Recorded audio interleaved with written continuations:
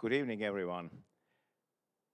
I'm so glad to see you so many here and I hope that on behalf of Estonian Maritime Museum and our Polar Club, we will have interesting evening with some short lectures, and later on, of course, we have exhibition thanks to Czech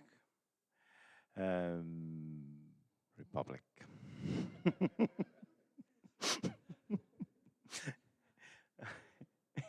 Yeah, okay, but everyone, very nice that you have here, and I guess I give the floor now to our Estonian Polar Club, to Katrin Savamägi, and she knows now much better. Yeah, thank you. Thank you. Thank you.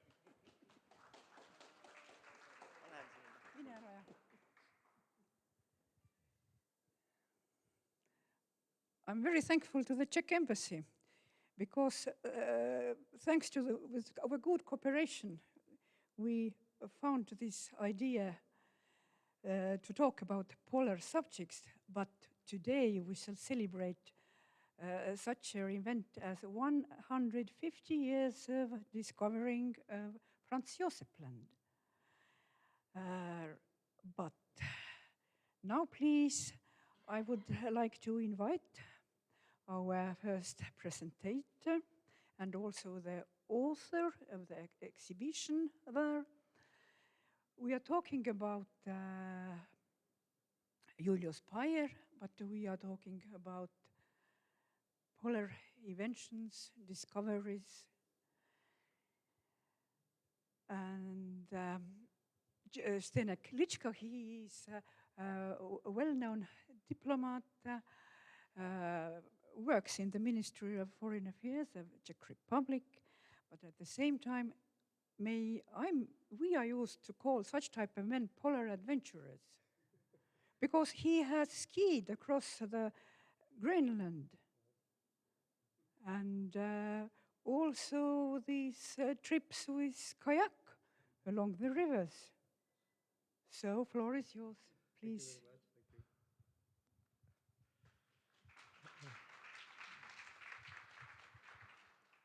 Thank you for the introduction. I don't know if I'm so famous or known, but I'm working at the Ministry of Foreign Affairs since the Velvet Revolution in 1990, so some years. And I'm in winter, I used to ski, so I crossed the ice cap in Greenland. But in the winter, I'm also a bit older now. I'm just taking kayak and going down big European rivers because it's easier. It is in the summer and it's warm. And if you forget something, you can buy new things on the way because you go through civilization. In Greenland, there is no civilization at all. It was 1 month without any contact with other people living, just except for those 3 colleagues for my 9 colleagues from Denmark. So since then, during the summer, I'm kayaking. So today, I will just speak about polar researcher Julius Payeri, because he's, I don't know, have you heard, some of you, about Julius Payeri? Maybe some of you, yes, few, very few. But also in our country, he's not very well known because he was born in Teplice, today's Czech Republic, Teplice in Germany, but he was German speaking. So he was not a born Czech, like Czech native speaker, but he was born on the territory of today's Czech Republic. So that's why we take him as ours. So he's the Sudetendeutsche, can be seen, can be said also. But then he participated at the Austrian-Hungarian expedition. It was called North Pole Expedition. This is the name also of the exhibition that is hanging over there, and I will speak about it. But it was nothing to do with the North Pole. It was just because they wanted to earn money, to get some money. So because the goal was to get to the Chukotka and to the east part of today Russian territory in the Arctic. But so he was one of the leaders of the Austrian-Hungarian expedition, 1872 to 74. The main leader was German Karl Weyprecht. And after returning back from this expedition, Julius Payeri wrote a book which was called, very long name, I will talk about it later. But then what was important that he made some illustrations in the book. And out of those illustrations, we prepared an exhibition which is here to be seen, and I will talk about it. So it was just a few words just in the beginning, but I would like to tell a few words about Julius Payeri and his life, that you know what he was about. He was, in the end, he died in Slovenia, today Slovenia, at that time it was Austria-Hungary, and he is buried in Vienna. So I try this to move it. Yes. So this is the house where Julius Payeri was born. It is in Teplice. Today it is a Hotel Payeri. And at the hotel, you can see the plate. It's a memorial plate. It's also in English here in German, that he was born there and he was a polar explorer. He was not only a polar explorer, he was excellent alpinist and painter, and made some drawings. So it is his beginning. He started at the military academy, cadet school at Lobzow near Krakow, and Maria Theresia Military Academy in Wiener Neustadt.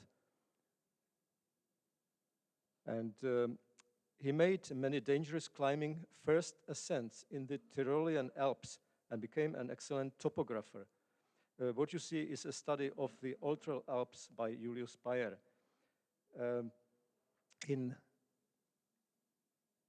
Yes, it is one of the first exhibition. He went together with another German, Karl Koldewey, to an expedition which ended like that. It was a ship Hansa. You can see it's Untergang der Hansa, because it was frozen in the sea and it was destroyed by the snow and ice. And it was in 1869 to 1870. It was a German Arctic expedition. Then he started to cooperate together with Karl Weyprecht, it's on the left, and then it's Julius Payeri. You can see him in a special winter clothes. And so they started on a small boat which was called Isbjörn, which is ice bear, and it was a preparation trip in 1871 together with Karl Weyprecht. So they were preparing the big expedition which started later, one year later. And it is another ship which is called Admiral Tegethoff. And you can see here meeting of those two ships, Admiral Tegethoff and Isbjörn. So we are now at the beginning of the big expedition, 1872 to 74. And it was the North Pole expedition, as I told you at the beginning. And Julius Payeri, he made some drawings of the crew. So here some of it was 21 people altogether. They didn't speak German. It was Austrian-Hungarian expedition, and the main leader was German. And Payeri was also German-speaking, but they spoke Italian. So it was very progressive, because so many participants were from Croatia, Dalmatia, so Italy. So Payeri decided, together with Karl Weyprecht, that the speaking language would be Italian, which was very progressive that time. And can you see? No, it's not working. So it is a Norwegian partner, Erling Carlsen, Otakříž. It is a Czech participant. This is the only man who died, but he died because he had some lung disease even before they started the expedition. So it was not because of the expedition. Then Gustav Brož from Chomutov, which is westbound of the Czech Republic, and Eduard Orel from Nový Jičín in North Moravia. It is a Hungarian doctor, and Julius Payeri himself, and Karl Weyprecht. So all the pictures are made by Julius Payeri. And then you have a commemorative coin published in Austria, or issued in Austria, on a stamp with Admiral Tegethoff frozen in the ice. And after 2 months of beginning of the sailing, the expedition froze together with the ship Admiral Tegethoff, and they had to stay overnight, over winter, not overnight, over several nights during all the winter, over winter. And Julius Payeri wanted to do something because imagine 21 people, only men, in one boat frozen in the sea, and then what to do all the time. So he prepared 2 expeditions on sledges and with dogs. And at one of the expeditions, they discovered the new land, which is called, because of the Emperor Franz Joseph, the Franz Joseph land. So it was exactly 1873, so it was 150 years ago. And it is Weyprecht's drawing and putting all the positions of Tegethoff, how they were moving, because they were frozen. They could not decide where to go. The ice decided for them. And it is Novaya Zemlya, and then they found out Franz Joseph Land. So it was just a coincidence, but anyway, he was the man who discovered a new land. And in the end, it was like that they could not stay another winter, because they spent 2 winters, and the third winter would be killing them. So 1872 to 73, the first staying over winter, then the discovering of the new land, 73. 73 to 4, another staying over winter. But then they decided, together with Karl Weyprecht, they have to go south. They took 4 boats with them, and the sledges and tents, and they went down. And of course, in the end, they were rescued by a Russian boat called Nikolai, but it was very difficult to persuade the other members that they have to go. One of the pictures called Nie zurück, never back. So you have to leave the boat and you have to go south. Otherwise, you will be dead, you will die. So now back to the book. So 2 years after coming back, being rescued by the Russian boat, Nikolai, Julius Payeri made this book, which is called, I have to read it because it's very long. It is called The Austro-Hungarian North Pole Expeditions of 1872 to 74, together with an outline of the second German North Pole Expedition of 1969 to 70 and the Polo Expedition of 1871. So this is the old title, and published in Vienna in 1876. But it was I think it was 60,000 copies. So imagine 150 years ago, a book published in 150, about 60,000 copies. Then, of course, it was translated to English, and it is one of the later editions, New Lands within the Arctic Circle. And then, so there were some more editions. And what is important, that it was also published in Czech.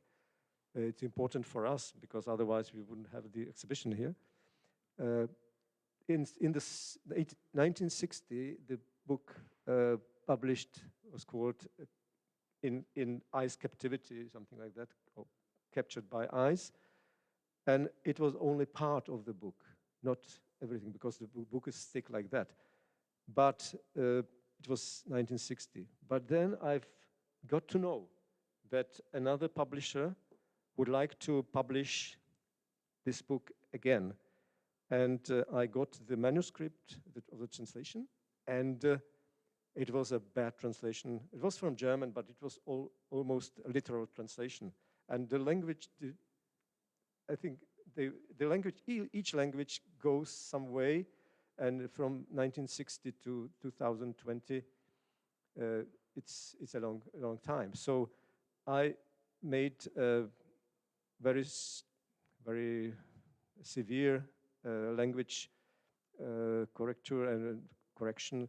So this is the result of the book. I can leave it here. Just have a look. It is in Czech, but the pictures are, of course, international. So the book was published, I think, 2020, and then I decided to make the exhibition out of the pictures, but the pictures are taken from the original book. What you can see on the cover has nothing to do with the expedition. It was, it is a picture of the end of John Franklin's expedition. So it's a possible end. Nobody knows, but Julius Payeri imagined a polar bear just attacking them, and so. But on the cover of the book, the picture already was. So it is also the title of this exhibition we have. It's called North Pole Expedition, but it's nothing to do with the expedition itself. But just for explanation. But what is interesting, this title picture is one of the so-called polar circle. So it's Starvation Cove. This is the title which is on the cover of the book and the title picture of the exhibition here. You can find the picture. It is a painting, big one. You can see in the auditory room of the Czech Geological Society in Prague, and you can find it also in Vienna and some other places in Europe. So this is the title of this exhibition. Then another painting is the discovery of Wilczek land, which is one part of the Franz Josephi land. And then famous, this is heliograver, but it exists also a painting in oil painting. It is called Nie zurück, never back. Karl Weibrecht telling the people, leave the boat behind you. You have to go south, otherwise you're dead. And then we will go through the exhibition and some pictures, and all the subtitles you have here in English also. So you have in Czech, German, and English. So it's the beginning when the boat was frozen. They started like that. They had sometimes they were taken by snowstorms. They had to hunt polar bears to have more fresh meat to eat, because otherwise scorbut is coming and it is very dangerous. Then the polar, you know, this special picture on the sky. Then a fire broke on board. Once the Norwegian harpoonmeister Erin Carlsen, he just, I think, cleaned his gun or something. Then it was a shot, and there was a fire on board. But sometimes you can see more suns than one. It is a special effect in the Arctic. Then, yeah, they made some trips. They had to also to have fun. So they prepared a carnival. So they put some masks on. They put a lot of room to the dog, the poor dog there. And then they danced, and then they had a fun, nice time together. And also there was some masses, so it was maybe on Christmas, but they were regular masses, Christian masses for the people, because otherwise many of them could not read. They would be, yes, it is a problem because they could not read any book, so they had to know, they had some mass service. Then, how it looked like in the cabin. This is a lucky man who can read, but those others, they could not read. He only sleeps. Yes. Then, of course, he put some names on the new discovered places, like Tyrolean fjord. Then there were two islands, Stolička and Broš, the names, Czech names. Brno fjord and Teplice Bay. Yes, Otakříž. This was the only man who died. I've already talked about him. He was dead. He was sick at the beginning, and then he died. He was machinist. Was taking care of the machines, of the engines, of the engine, because it was, of course, the boat was a sailboat, but together with an auxiliary motor. So they were hunting bears, and then they had to leave the boat. So it's another version of Nitsurik. And then living in a tent.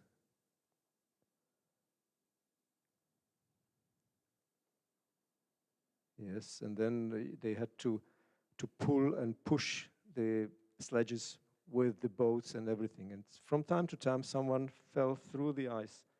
It's the doctor, the Hungarian doctor fell through the ice. It looks like that Karel Weiprecht is asking, what are you doing there?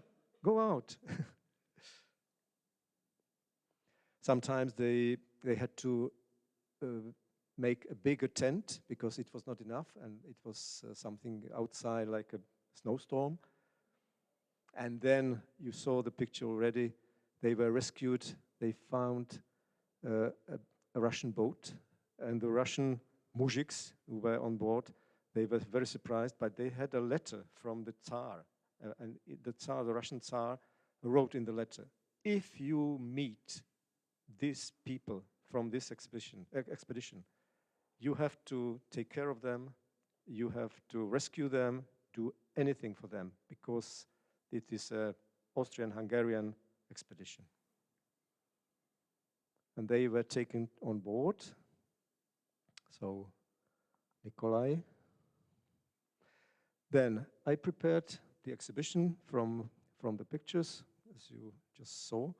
And the exhibition is hanging there in the Fat Margaret. It will be here until, the middle of November. So, and the subtitles are Estonian and English. It is a special version, thanks to the Czech embassy, printed here. Otherwise, the version is Czech-German with the English subtitles aside. So you have a privilege for that. So we opened the exhibition for the first time in Ústí nad Labem. Aussik, it's North Bohemia. But you can see it was in the time when we had the COVID problems. This is the Norwegian ambassador to Prague that time, Robert Kvile. Today he's a Norwegian ambassador to Moscow. He went back from Prague to Oslo. He was thinking, oh no, I'm old enough, he's the same older as me. And now he was sent to Moscow because he speaks Czech and he understands Russian. So poor Robert. So I'm preparing every year, if I have money for that, a special thing which is called Arctic Festival. I have a booklet here. I can just leave it to circulate. It is a kind of combination of art and science. We have a scientific conference every year, and together with alternative culture like punk music concert or rock music concert, exhibitions, something for children, and so on. So we started this Arctic Festival 2018 in Svalbard, 2019 it was in Prague, 2020 to 21 in the Czech Republic. Because of COVID it was so long. Normally it is about 14 days, 2-3 weeks, but we had one year because of the COVID. And we had, it was a part of this project was also the exhibition Julius Payeri. So it was in Teplice, the birthplace of Julius Payeri. This is the curator of the museum. And then in Acropolis Palace in Prague, also part of the festival, Arctic Festival 2020-21. Then the exhibition went to Slovakia. This, you have some posters from the Slovak presentation. Then there were some lectures together with this exhibition. This is the Arctic Festival 2022, the fourth edition. It was last year carried on in Iceland. And we had this exhibition there together with some Icelandic wine, fruit. They don't produce anything like that, they bought it. And then it was another thing, it was another lecture, but then the last presentation before Tallinn was in university, at the University of Greifswald in North Germany. And I had a lecture which you hear today in German, but it was a catastrophe. I don't speak German much. It was a bad German, but in the audience there were so many people who could understand any Nordic language, not any, but Scandinavian language, not Finnish. So from time to time I used Swedish or Danish words because I speak Swedish, Danish and Norwegian, but not German much. But it was funny because I survived and they survived as well.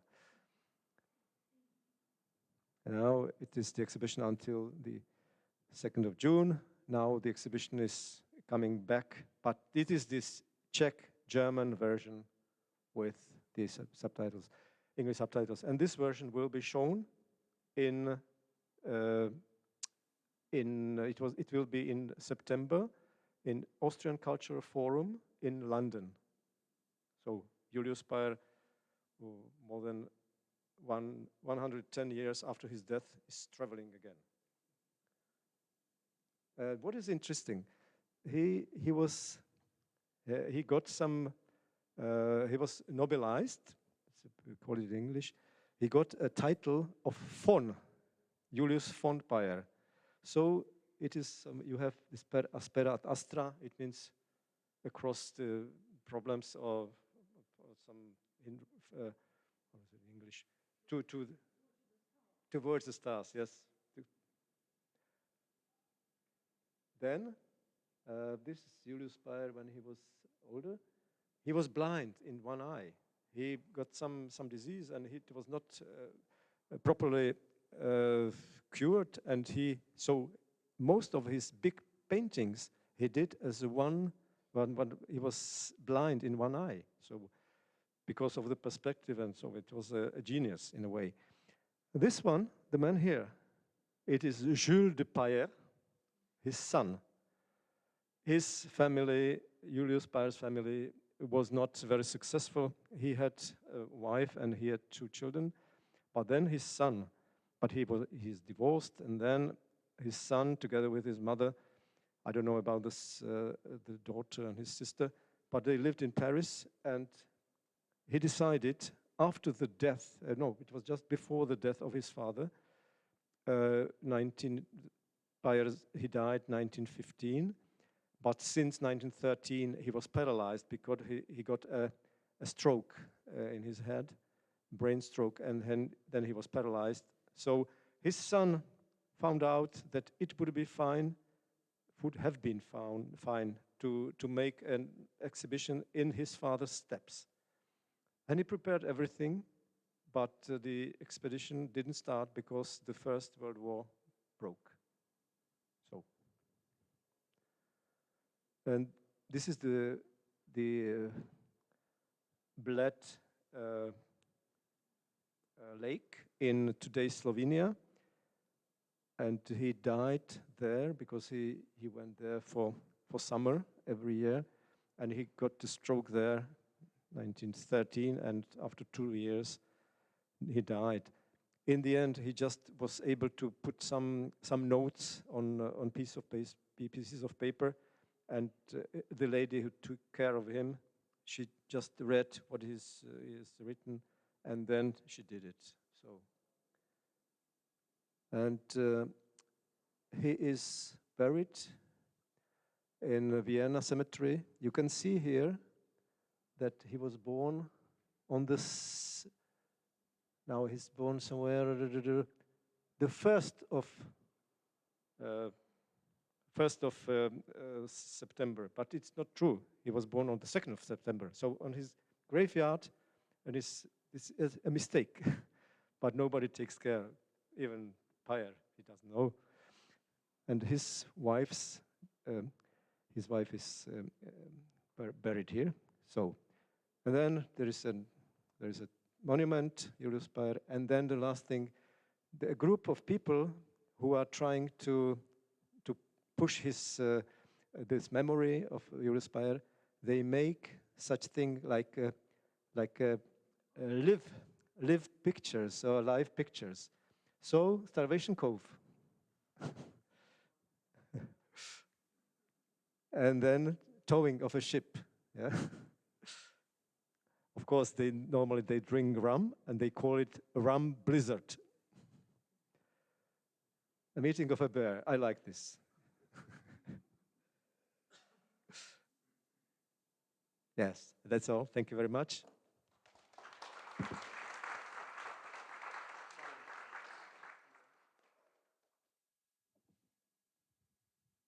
Thank you for the very interesting lecture.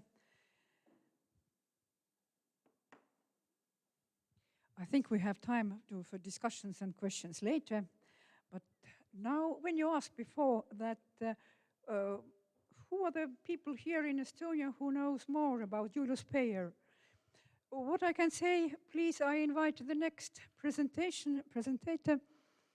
And actually, he have stopped in the house that is called Julius Payeri House, because he is a researcher from Tartu Life Science University, Lauri Laanisto, professor, and of macroeconomy, ecology, and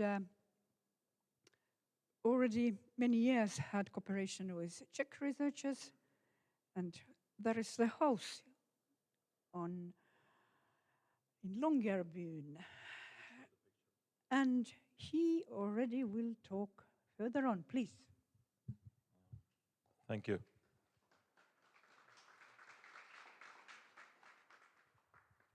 Okay, so hi, I'm Lauri, and I thought that I will talk about the question that is I get asked the most when it comes out that I go to Svalbard every summer, whenever I can. And the question is, what is the point of studying plants in Arctica? Because the reason always, or the reasoning behind it is that plants are everywhere. So why do you have to go to Arctic to study plants? And indeed, if I usually, let's say, arrive to Svalbard and we get together with some other Czech researchers in the Julius Payeri house or whenever, then they, we ask each other what do we study, and usually they study, let's say, geomorphology or glaciers, or what melts out from the glaciers, or they study the organisms that are specifically only in the Arctic systems. So people, I think almost all of the researchers I know who are doing Arctic research in Arctic, they study specifically the things that you cannot study anywhere else. But there are also plants, and they might be tiny, but I think they are interested in several ways, and in order to understand what is the interesting part for me, I will just try to give a very quick and not very scientific overview of it. So when people say that plants are everywhere, that is true. This is one recent assessment of the global biomass division between big groups. So we have altogether 550 million gigatons of biomass in the world. It includes both the terrestrial and the marine and other water ecosystems, and plants form 450 gigatons of it. So just vast majority of the biomass in the earth is plants. Plants provide us food and shelter, not just for men, but absolutely dominating, providing those services for other organisms in the world as well. So, but the problem with the plants is that they are very different from us, so it's very difficult to understand why they are the way they are.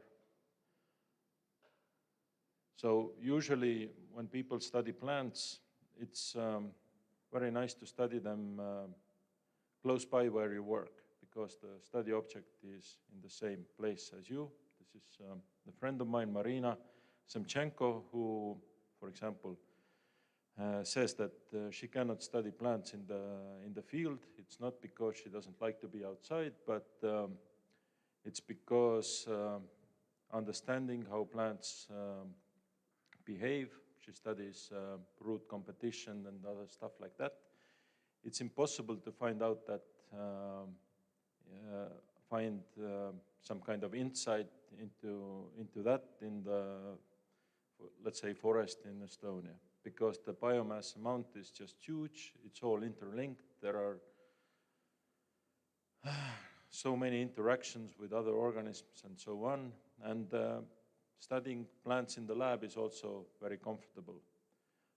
Unlike studying plants in the Arctics, this is another friend of mine, Peter Macek, from the South Bohemian University in Czech, who is just here. He's the reason I do polar research. We met in an island of Chiloé in Chile. We were just accidentally doing the same postdoc program in Chile, and then he was a tropical ecologist, but now he turned into polar ecologist. So he's probably bipolar. But so it's very difficult, or not at all comfortable doing research in the Arctics, because for example, this is a picture of us in Midsummer Day 2019. So it's very far from being a summer. It's cold, wet, and you have to carry a gun everywhere, so it's not very comfortable, but there are benefits from that, which I think kind of weigh up the uncomfortable situation there are. So usually when we go to, let's say, a tropical rainforest, and then we go to Arctic tundra, then we feel like we are in a completely different world. The experience is absolutely different. But I think, and most of the plant ecologists probably think, that the basic functioning of those two ecosystems is essentially the same. It's just there is a huge amount of biomass, immense number of species, interactions, and so on in a tropical rainforest, while in an Arctic tundra, the same thing happens. It's just 5 centimeters tall, and there are, I don't know, 20 species of plants instead of, I don't know, 400 in the same area. So one of the reasons I go to study plants in the Arctic, I'm a theoretical ecologist, is that the system there, the vegetation, the ecosystems are much more simpler. So it's possible to maybe understand better the basic principles of ecology that kind of form how the ecosystems work, because the overwhelming understanding of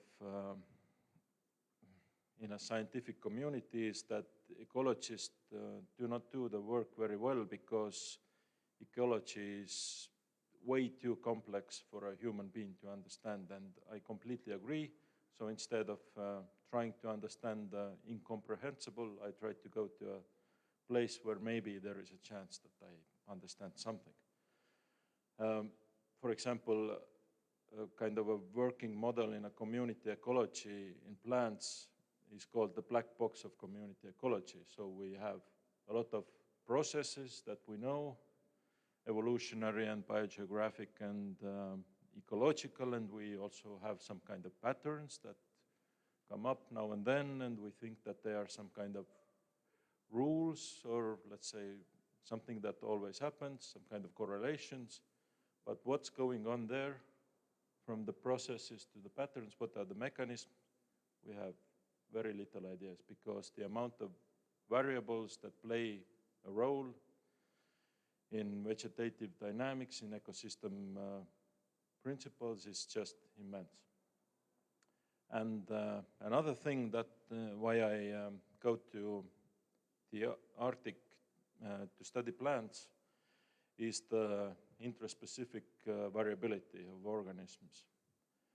So intraspecific means within one species. And it's much easier to emphasize the intraspecific variability using this picture than a picture of plants. We have, and as a result, a very short time of dog breeding, different breeds of dogs that are basically physically incapable of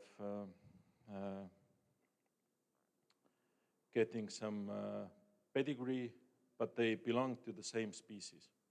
And that kind of intraspecific variability in nature is huge. This is a graph from Barrio Colorado tropical forest in Panama Canal, where there is a very famous ecological experiment going on since 1980s. So one guy, Stephen Hubble, started measuring the breast height diameter of trees, of all the trees in a huge plot of like 10 hectares. And here is, every line is one tree. And this is the Julian date, which means the number of days since they started measuring in. So in the beginning, all the trees were just like a finger, 1 centimeter DBH. And over the course of almost 20 years, which is about 7,000 days, some of them grew quite big. So it's about 0.5 meters of DBH. The other ones remained the same, like a finger. And all the other species of trees that started out like that at the same time, and there are over 400 species in this forest, in this plot, all the variability remains between this one jacaranda species. So it means that the variability, intraspecific variability or variability within one tree species can be higher than the whole tropical forest of 400 different tree species. So it's something that is huge. We don't really know what causes it or why it appears, sometimes bigger, sometimes in a lesser amount. And one of the reasons is probably because plants are completely different organisms. So they are modular. We have like a typical herbaceous plant might look like that. Okay, we don't see all the root systems maybe, and they are maybe underground. Is it the one individual or not? Some of them behave completely different than the others. The part above ground usually reacts completely different to, let's say, climatic or whatever other outside effects than the root systems. So they look like they are doing just completely autonomous work, but in the end, they're genetically the same individual. So this means that understanding the variability of why this is generated, why it happens, is very complicated. But the good thing in Arctic, let's say in Svalbard, where I do my research mainly, is that 90% of the plant species there do not propagate sexually, because the vegetation season is just so short. So they are only capable of propagating vegetatively. So this gives the system like at least 50% less chance of, let's say, or more chance of finding the right factors that might be the drivers of this variability. So this is another reason why I study it. And I also, I would just like to show some pictures where we do it, how we do it. Maybe people are not so familiar with how the contemporary, let's say, polar ecology and terrestrial ecosystems look like. So this is the Svalbard archipelago, and the colored areas are the areas where plants grow, but the blue ones, they are all desert. It means that almost nothing grows except in those really few colored areas. So these are different ecosystem types in Svalbard, terrestrial ecosystem types. And our station is, or where our plot is in Petunia-Pukta. Longyearbyen is here, so it's right across the bay, not very far away. And the stations, the Czech station and the Polish station, where I both stayed, are next to an abandoned Russian mining city called Pyramiden. And here is obviously the statue of Lenin. It's the northernmost statue of Lenin. And there is a building here where is the northernmost bar in the world, which is still functional. So it's not completely abandoned. The bar is still functioning. And this is the Nordenskjold glacier, the huge glacier nearby, and this is right here. So this is our field spot, and you don't see it very well here, but I will show some drone pictures where you can see that there are some permanent quadrats here, or permanent plots. So usually we start our field work so that we go to Longyearbyen, usually from Oslo. This is the Julius Payeri house in Longyearbyen, which is the Czech station. We are all very enthusiastic. Then we take a rubber boat and get to the stations. You can see the stations here. And this is the aerial photo of the same. It's from last summer. So this is Czech station and this is the Polish station. The distance between them is about 15 meters. So there are like friendly tensions between different nations, because the Czechs do everything wrong according to the Polish, and the Polish do everything wrong according to the Czechs. And I have to be in the between all of this. And not just me and Peter are the co-principal investigators in this project. Our research area is right here, so not far from the station. And the main work I do there every year is a thing called Nutrient Network, which is like a global research cooperative. Another thing, how we call it, is a meta-experiment. We are, of course, not on the map like in all of those things. It's the northernmost site, obviously. So the meta-experiment is a very kind of popular way how to do plant science currently. So it means that somebody develops a very precise methodology of how to study something, and then people all over the world do this exact, apply this exact methodology in the systems where what they know better, or what do they study anyway. So instead of just getting some dots in either Europe or Northern America, which is like 90% of plant ecology research going on, we get like a global assessment whether some kind of those patterns that I showed you earlier in this black box graph are actually true on a global scale as well. So we get to know the system better, but we also get to understand how the system is in a global scale. And I will not go through the goals and stuff. And this is more or less the experimental setup that we have. We have 30 plots in like those 3 blocks. Each of this is 5 by 5 meters. Some of them we do not treat at all. It's a control plot, obviously. Some of them we give potassium, fertilized potassium, phosphorus, or nitrogen, or a different combination, or all of those. And so every year we go there, we do the census in this little particular part of one plot in every plot. And we measure the biomass, we assess the amount of plant diversity there is, and as Arctic ecosystems are really slow in growing, it's just a couple of millimeters usually the plants grow every year, because it's, like I said, the vegetation period is very short. Then it is essential to do this kinds of experiments a long time.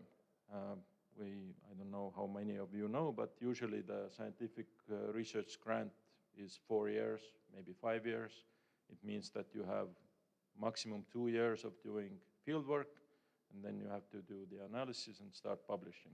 Otherwise, you will not get the next grant. But in this case, we started fertilizing in 2008, so it has been 2018, sorry. So it has been 5 years, and now we are finally starting to see some changes in the vegetation. So this is another picture of this area. There is a person in each corner of the plot, and you can see that there are some differences. And this is maybe a better picture. You can clearly see that some combinations of fertilization provide higher biodiversity and also productivity, which is clearly visible and shows that we are quite good in fertilizing by hand like that, quite accurate. But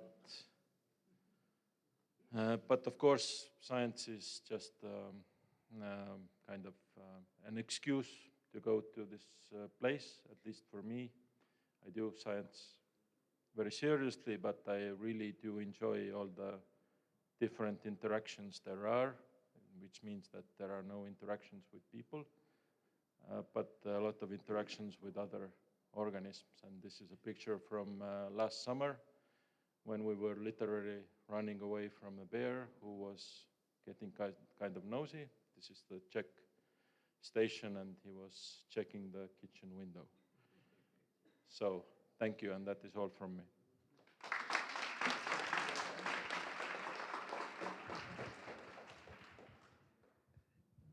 Thank you very much, Lauri. And now our last person today who will present is Mari Hunt, architect. And she is the member of the Polar Club and to talk about Franz Josephi land. Actually, not so many people have been there. And she was the last one who, among our Polar Club people, visited it. Tiit was late as the tourist, some 2016, I guess. But Mari, she worked there. And this Franz Josephi land, it's not so far away from Svalbard, only 260 kilometers or so. So there are neighbors. But please. Thank you, Katrin. And I have to thank actually Franz Josephi land because of Franz Josephi land, I am actually today here. It all started 2013. Here is the image of my master thesis. Like Katrin mentioned, by profession I'm an architect. But when I was doing my master thesis, I already had established my own company and started working as an architect, and I really wanted to do something totally different. So as a thesis, then I took this half of the world as my topic and started researching climate, history, and so on.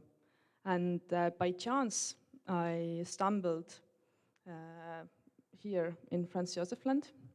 I have never been there. Also, none of my tutors had never been there. Nobody had ever been there by my knowledge. So my first idea was actually to do the master thesis on those islands. And then I contacted the Russian Arctic National Park. So they are the governors. So, and tried to get all the materials and information about these areas.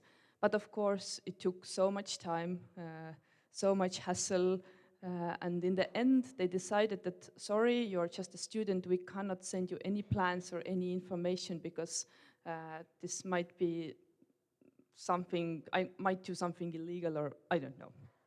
So my master thesis was actually about all the Arctic, and I studied different bases and all the history of like so much. So it was 2013. So it was quite a long time. But what was very nice thing was, wait, now I'm too quick. I can't go back. No, I can't go back. Yes, sorry.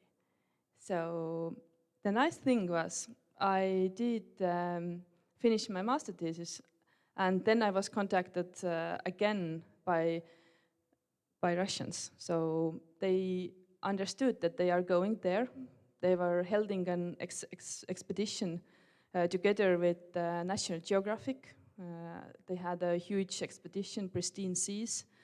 So, and together with like this kind of 100 researchers, there were also a team of Russians going to different islands and do the work they needed to be done.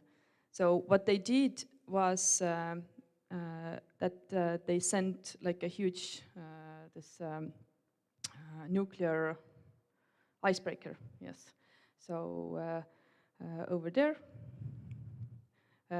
together with the tourists, but we were actually not on that ship.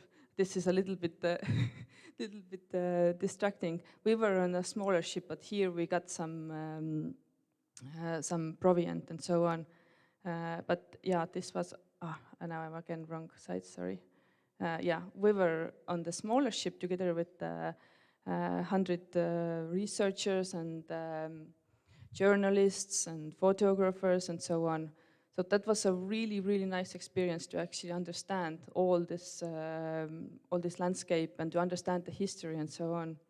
So the expedition took around 1.5 months. So we were traveling for Murmansk a couple of days, and then we were sailing around. The weather was so bad on the place where I was supposed to go. So these are the islands, and the place I was supposed to be was this Northbrook Island on the south coast. But what the very, very nice thing was, yeah, the weather was so bad that I could travel along with the expedition because we couldn't land. So saw the first polar bear and all the amazing vegetation and animals and so on. Yeah, here, I think this picture was like us seeing first time the ice. But the place where I was this Northbrook Island, and what is famous for, it's Cape Flora, and probably all the historians here know what this place is about. So this was discovered 1896 by Smith's expedition, and it was a very, very important place because there was a Jackson's expedition, and also Nansen and Jackson met on the coast of that place. So today this has been like one of the kind of major tourist destinations. And the ship I showed before, this nuclear ship, so this is how the tourists usually get there during the summer period. So we don't need nuclear ships breaking the ice, so they can take tourists to the North Pole, and on the way to the North Pole they make stops. And this place has been, yeah, one of the main places, and thanks to that, all the tourists that usually go there, they have kind of a little bit ruined the place. So there used to be different structures, like buildings and lots of objects, but they have been collected by private collectors or some museums and so on. And also the polar bears, like we saw also in Svalbard, they also wander around. So if the tourists go there, they wanted to make sure that people are safe and also the place is safe. So when I was invited there, then I was invited there as a landscape architect. I had just finished my master thesis with my new degree in architecture, and also my interest in polar themes, in Arctic. So I was really lucky that I was invited with this really, really big expedition. I had never been to the Arctic, and I have never sailed for so long. So this was nice experience. And what was my job? So I was there together with 9 persons. There were geologists, archaeologists. So there were different tasks, and also like this polar bear guards. So whenever we needed to go, we needed somebody to guard us. And I was just marking down all the routes and trying to experience, if I would be a tourist, what would be the places I would like to go, and which ways to make the roads better. So the idea was to mark down different locations. So this is the location we are talking about, and the place we were living was over here. So every day we took this kind of 1 kilometer walk towards the location, but not every day, because half of the days it was just fog and rain. So this is the Arctic summer. And yeah, the project was in different kind of formats, let's say. Yeah, with these photographs, but also yeah, studying the vegetation, marking down all the information, what was there and what was interesting to see, and also that could be visual material for the future tourists. Yeah, thinking about all the possible roads that could lead tourists there. And also the idea was to use this local material, not to bring any more new materials. So there was a lot of driftwood, for example, or stones and so on. And yeah, it took around 2 years. So we were discussing different possibilities. So I got this geological map from the geodets. So, and yeah, so the idea was that they were about to build it right away. So, but it took, of course, time for them to organize everything. And then I think it was like 4 years later, then we were talking with each other. So how far is this project? Are we going to build it or no? So sadly, this was part of the project where we were planning to do this kind of steps towards the sea, because yeah, they need these small zodiacs from the icebreaker to the shore, but all this shore was actually taken away by the sea, by the waves. So they are actually shutting down this destination to the tourists because it's not accessible anymore.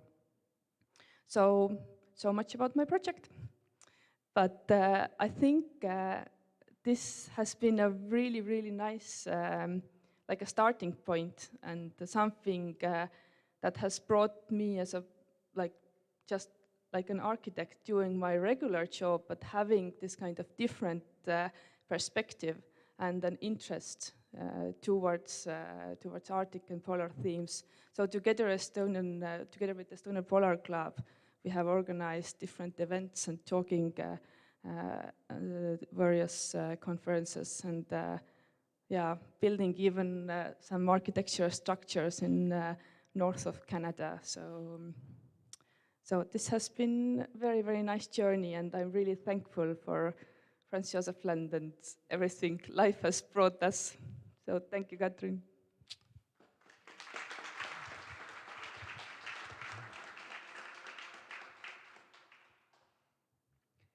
Thank you, Mari. Now let us hope that sooner or later we all have the possibility to visit this nice archipelago. But to say some marks from the history, in the 80s there was one our zoologist who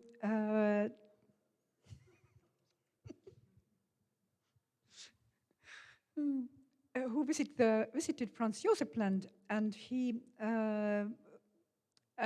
counted polar bears and did the research work together with Russian expedition, and later wrote a book. It was in the 80s. The most famous, talking about polar bears, I must say to you, here in Estonia and in Estonian Polar Club, we celebrate every year International Polar Bear Day. And the most famous Estonian polar bear, actually, he was born there on Franz Joseph Land, and his name, was Franz. And among us, here I'm lucky, he is the previous director of Estonian Zoo, Mati Kaal. And maybe some words. I know that we have, please, Mati.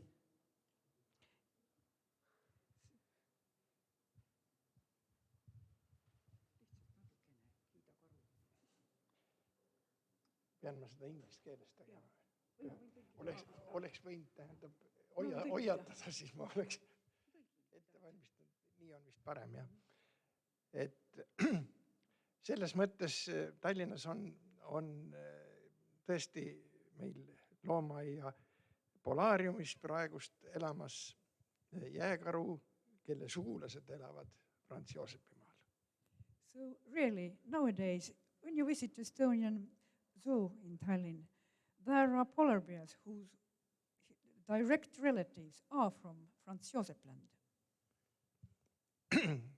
Ja täpselt 30 aastat tagasi aprillis siis minu kunagine asetäitja koos oma kaaslastega oli ekspeditsioonil Franz Josepi maal. Neil oli eesmärgiks püüda kuni 10 jääkaru poega maailma tehistingimustes elavate jääkarude geneetilise seisu parandamiseks. So it was 30 years ago when his deputy with the other people took part in the expedition, and their task was to catch approximately 10 polar bears, the cubs of polar bears, and that for the different zoos in the world to get the good material for the next generations.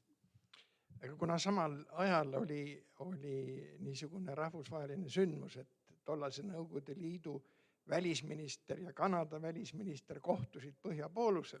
At the same time, there was such an event that the Minister of Foreign Affairs of Soviet Union and the Minister of Foreign Affairs of Canada, they met at the North Pole. Ja selleks ajaks läks sinna maailma ajakirjanikke nii palju, et kõik Nõukogude helikopterid, mis vähegi võisid sinna lennata, olid antud nende käsutusse. And that's why all the helicopters, Soviet ones, that were possible to fly, they all went there. Siis nad said oma ekspeditsioonil kasutada helikopterit ainult esimesel päeval, sest ülejäänud aja olid nad ajakirjanikega põhjapoolusel. So they managed to use helicopter only on the first day during the expedition, because the other helicopters were together with the journalists in the North Pole. Ja sellepärast siis pidid nad edasi tegelema jääkarude otsimise ja püüdmisega roomiksoomukitega. That's why they had to continue the work to find the polar bears with tractors. Ja see pool jääkarude püüdmine käib niiviisi, et emale siis lastakse lendava süstlaga narkoosi alla ja siis võetakse tähendab ema juurest poegi ära ja siis kui ta üles ärkab, siis ta on vähemate poegadega edasi toimetamas. And it's so that they put the mother asleep, shoot from the distance, and then took away some of the cubs. And when she wakes up, she has less children. Ja muidugi selle sammukiga ei olnud nii lihtne neid koopaid otsida ja seda uinuti püssi kasutada, nii et nad said kokkuvõtteks ainult 4 isast jääkaru poega. And you can imagine how difficult it was to work, not from with the helicopter, but with this noisy tractor, or I don't know the right word of this machine. So instead of 10, they managed to catch only 4. Ja nendest siis kaks poega tuli Tallinnasse ja 2 poega läks Moskva loomaaeda. So 2 of them came to Tallinn and 2 to the Moscow Zoo. Ja siis üks nendest Tallinnasse tulnud poegadest oli Franz ja teine oli Joosep. So there were 2 polar bears. One was Franz and another one was Josep. Ja see Franz oli niisugune, kellest sai lemmik nii loomaaia töötajatele kui ka tihedalt loomaaeda külastavatele loomaaia külastajatele. Everybody liked Franz, the people who worked in the zoo and also the visitors. Ja meil oli kohe niisugune grupp inimesi, kes spetsiaalselt käisid regulaarselt Franzuga kohtumas. Even there was such a group of people who regularly visited him. Ja Franzule meeldis see sellepärast, et tegelikult loomaaia loomad arvavad mitte, et neid tullakse vaatama, vaid et nendele tullakse ennast näitama. And Franz enjoyed it because the animals who lived in the zoo, they consider that actually it's just opposite. that the people are not coming to look them, but the people are coming to show them to the animals. Ja sel ajal meil ei olnud niisugust uhket ja ilusat polaariumi nagu praegust ja siis olid külastajad ja jääkarud suhteliselt üksteise lähedal ja Franz õppis selle nipi ära, et siis kui tulid need tema austajad teda vaatama, siis ta hüppas niisuguse hooga vette, et see suutis pritsida kõik need külastajad veega märjaks. At that time, the zoo was not so modern, and the bear was quite close. And he learned such a trick that when his fans came closer, then he jumped to the water with such a big jump that everybody was wet. Ja siis tänu Franzule siis sündis Tallinna loomaaias kokku 4 jääkarupoega, kellest siis üks viimane nimega Frida on praegust seal polaariumis. Thanks to him, there were born 4 cubs, and the last one, called Frida, is still in Tallinn. Ja ta oleks muidugi, ta oli 20 aastat juba Tallinna loomaaias elanud ja oleks võib-olla võinud teist nii palju veel elada, aga siis juhtus üks niisugune õnnetus, et uus algaja talitaja unustas kogemata puuri ukse lahti, kui ta oli koristanud. So he lived approximately 20 years, but then there was an accident. A newcomer person who cleaned his room just forget the door open. Ja siis oli niisugune olukord, kus see oli laupäevane päev ja loomaaias oli korraga seal mitusada inimest jääkarude juures ja jääkaru kõndis siis oma puurist välja ja selle tõkke barjääri ja puuri vahel inimeste võib-olla paar meetrit ainult. So he just walked out, and between the barrier and the people there were only some meters. Ja kui inimesed oleks distsiplineeritud olnud, siis ei oleks midagi hullu juhtunud, sest et kui niisugust looma natukene hirmutada, siis ta läheb oma puuri tagasi, sest see on turvaline koht. It depends also of the people, how they behave. That if to frighten a little bit, it goes back simply to his cave. Yeah. Because it's safe. Aga inimesed olid nii distsiplineerimatud, et kui me palusime neil vaikselt eemale minna, et siis traktoriga näiteks hirmutada seda Frantsu puuri tagasi. So we asked the people, will you please go away very peacefully, very quietly? Selle asemel hakkasid nad telefoniga filmima. But what do they start to film? Ja ei võtnud üldsegi meie töötajate palveid kuulda ja siis ei jäänud meil muud üle, kui pidime proovima teda narkoosi alla panna.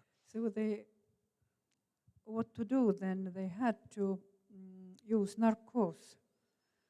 Ja siis me jõudsime ilusasti ta viia kanderaamiga oma ruumidesse tagasi ja kui siis veterinaar hakkas antitoodiga süstat täitma, siis järsku jäi tal süda seisma.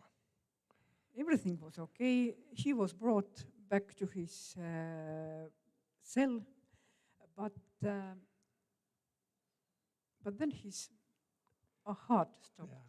Ja nagu selgus, oli ta 550 kilo raske. 550 kilos. He was a big bear. 550.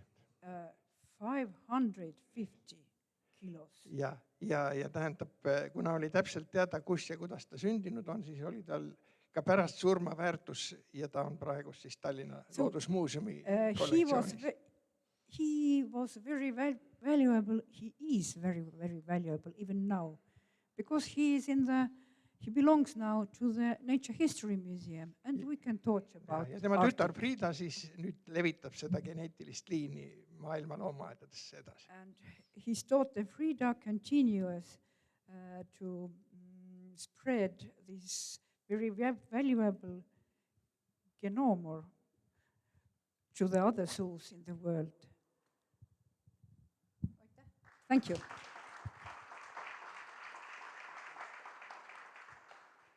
One last remark. Later, we will show you the original book of Julius Payeri, because one member of our Polar Club has brought it. But we shall talk about it later. Now, please. So good evening. My name is Kristel Pelto. I'm a curator of education at the museum. So in fact, I don't really have my own personal connection to the polar areas yet, but I do have connection with the Czech Republic. So it used to be my home for about 10 years, and I still speak some Czech. So on behalf of our museum, I would like to thank the embassy, Mr. Lyčka, the Czechs in their own somewhat secret language. Dobrý večer, milé hosté. Chtěli bychom rádi poděkovat panu Lyčkovi za návštěvu do Estonska, za přednášku, taky ambasádě za skvělou spolupráci. To bylo velmi příjemné pro nás. A přejeme vám hezký večer, příjemný večer s českým vínem a pivem.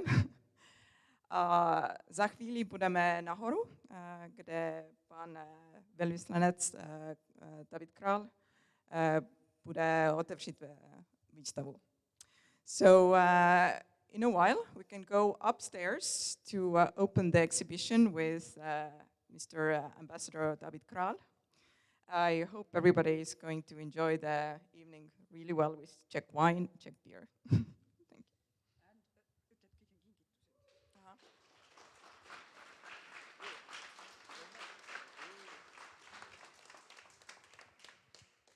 Some presents from our museum to the presenters.